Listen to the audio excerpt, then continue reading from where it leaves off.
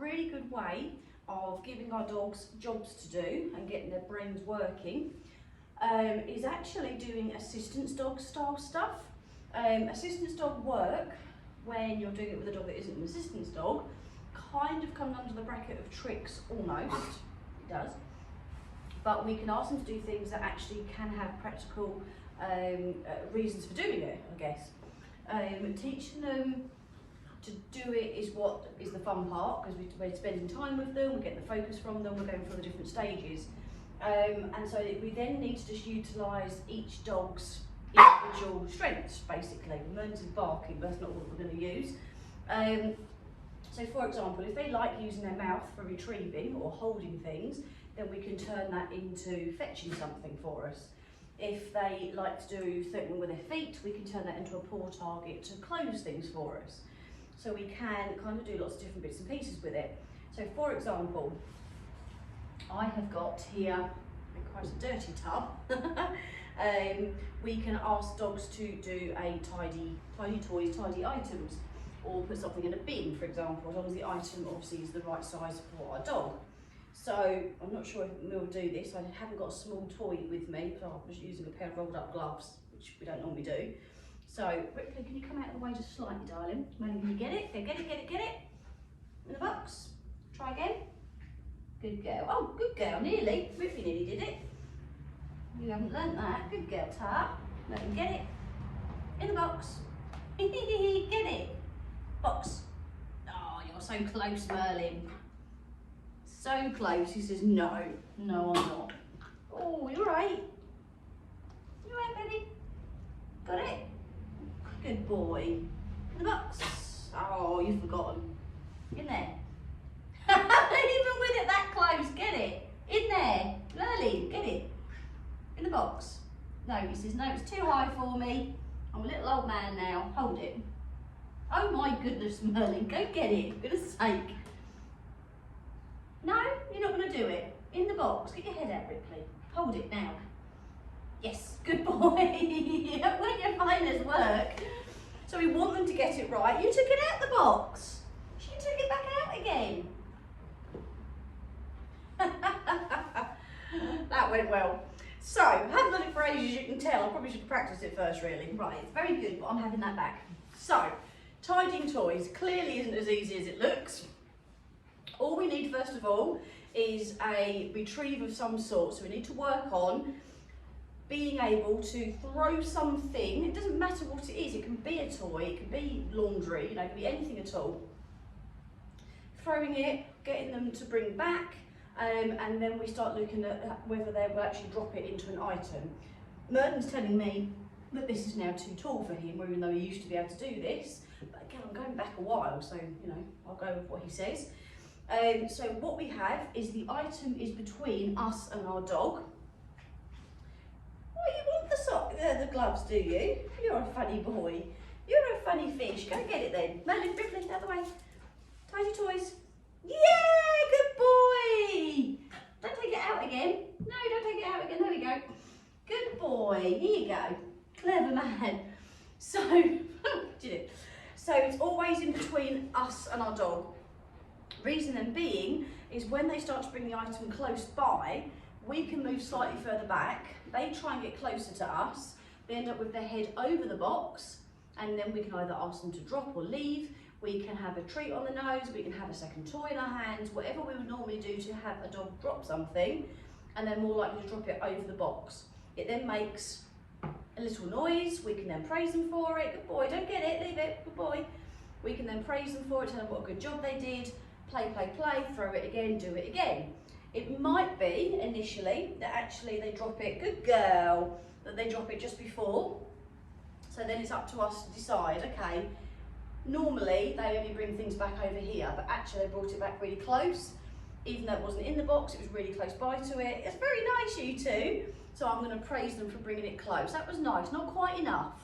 So then what we can do to help them is actually get them interested, put it in the box itself to start with.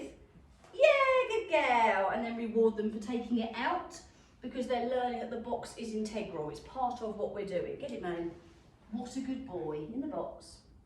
Oh yes, you did it. Good boy. Oh, what a good pair. So then you do that a couple of times, and then you go back to play, play, play, throwing. I didn't throw it, I've still got it, Rippers, it's there. Good girl. Oh, good girl.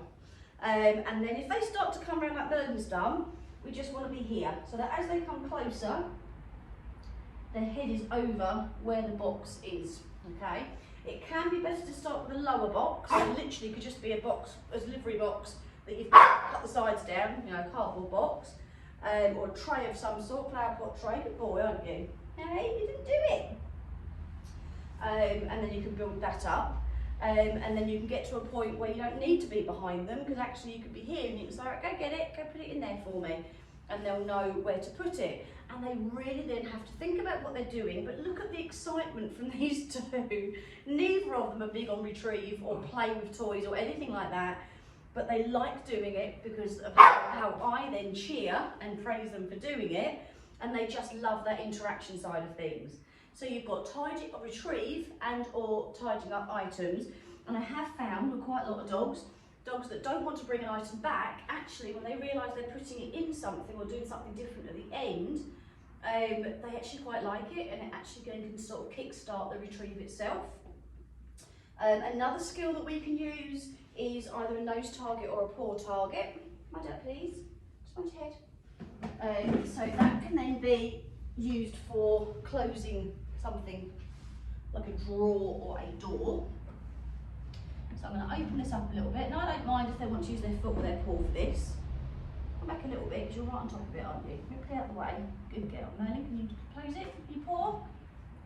You're too far, aren't you? Paw it, Merlin, paw. No, here. Merlin. Good. Right, push. Push it.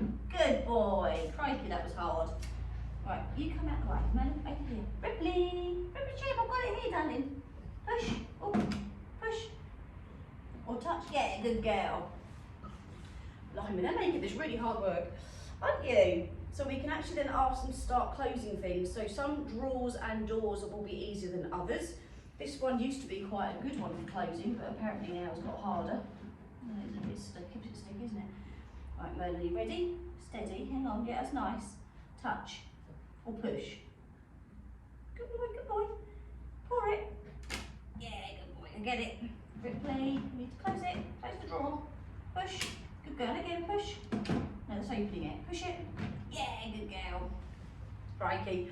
So you can either say, I want you to use your paw, I want you to use your nose, or target. Just whatever you want, as long as you get the job done. Can I have them? Thank you very much. I'll put them in the drawer, shall I?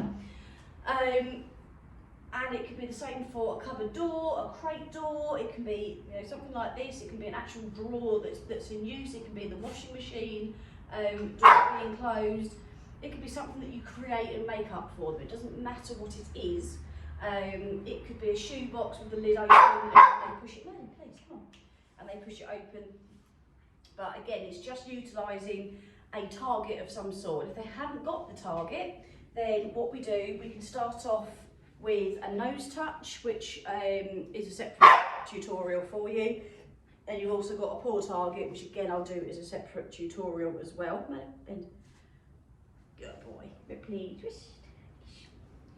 And then all you're doing is just applying it to something new. So it might be that you ask them to do a target onto an item on your hand. So I've got these little foam shapes there. Something like that in your hand that they can do the target to. Then you attach it to the drawer or the cupboard or whatever it might be, and then ask them to carry on doing what they were doing. So nose touch, paw target, etc. And that's one way of transferring the skill. The other is that you've just practiced it so much that they know what they're doing, so then when you point to something and ask them to do it, they just do it. Merlin, please, come on. I know you like being busy, but you're not being very helpful, are you? No, you're not. You're good. So yeah, so that's another thing that can be done assistance-wise, is teaching them to do that. If they do like holding on to toys, you can also teach them to pull an item, and I'm just going to have a play now. And you can actually have something hanging from a drawer or a door, something like that, and teach your dog to pull. So they go backwards holding on to a fleecy toy, a piece of rope, whatever it might be, and they'll actually open the door for you, or the drawer, or whatever it might be. So you can actually teach them to do that. And I have taught mine, I haven't got the crate up at the minute, but I had a bandana attached to the handle, so I could actually say, right, in your bed, and they would go up and open the kennel door, open the crate door first, get inside, and then pull a second part of the bandana to close it, and then lay down, obviously for a treat. It was very cute, and it was a kind of an assistance dog type of exercise, but it was something that we got to spend time on working on. And then once they knew it, it was something that I could ask them to do, and they were so happy. You're like, oh, I can pull this, I can jump in, I can close it, oh, this is good. And they really, really like doing it. So that's something else that you can apply to this, is if they do like using their mouth to hold on to stuff, we can actually turn that into holding on to something, pulling it, and then there's an end result afterwards as well. Now, I don't know if I'm going to get anything else out of these two, because they've gone into full terrier play mode. I'm just going to grab a couple more treats, which means I probably will get them back. Yep. Treats override everything else. You can actually teach them to fetch tissue. So whether it's a paper tissue like these, or a cotton handkerchief, something like that, it doesn't matter, it's the same idea. Once you can get a nice retrieve with anything, then you can start applying it to things like this. And all we do to start with is have the tissue itself, or hanky, make it into a little bit of a ball, have a bit of a scent on it, make it a little bit fun. Are we ready and steady? Can you get it, Mel? Get it, get it, get it. Bring it, Ta. Good boy. What a good boy. Rippers chippers. Woo! Get it, get it. Oh, I didn't throw it, you caught it. Get it. Good girl. Go get it then, Rippers. Come. It's under your body. Ta. Get it. Ta. Good girl. And so you build it up with that. Now, of course, with a paper tissue, after they've done a couple of them, that one will get soggy and start sticking to their faces, sticking to their tongues. So you probably have to replace it a couple of times, excuse me. But if you're using a bandana or a handkerchief, then that should last a little bit longer. Once you're finding that they can actually go and pick it up and bring it back and not shred it into tiny pieces, then your next stage is to have it in the box, or a box, doesn't matter what it is, and ask them to go and get it and bring it back to you. Okay, so again, it's not practical use, but it is a bit of fun, because to be honest, by the time Mine have brought me a tissue, I'm not going to use it because it's soggy normally. So I'm going to pop this over here. Ripley, come here, please. Good girl, you go and get that. Merlin, can you? Achoo! Ta. He's a good boy. So I did actually teach this to them on the cue of achoo as opposed to fetch tissue. I just suddenly remembered that. Right, mine out of the way. Let me get this in here. Merlin. Yes, it's brilliant. Can I put it back though? No, wait, don't keep, just leave it. Leave it alone. Right, come here. Merlin. Ripley, achoo! Good girl, get it! Get it, Rips, achoo! Good girl, hold it. I don't know what that is. It's a chin target, it's not been asked for. Is that? Can you not see it? Oh, good girl. Yes, yours isn't very good, is it? Yeah, haven't taught this to you properly. Brilliant, good girl. Okay, Ripley, go find it. Merlin. Achoo! Ta. Oh, it's stuck on your beard. There you go. So then we've got achoo. So Ripley understands that the tissue is part of it, but hasn't quite understood once she's picked it out what to do. She loses it completely. Whereas Merlin has done this before properly and actually got to the point where he would bring it back to me, I'd pretend to use it and then say, okay, in the bin, and he'd actually go and put it in a pedal bin, for a little miniature pedal bin for me. So you can make it into as big an exercise as you like.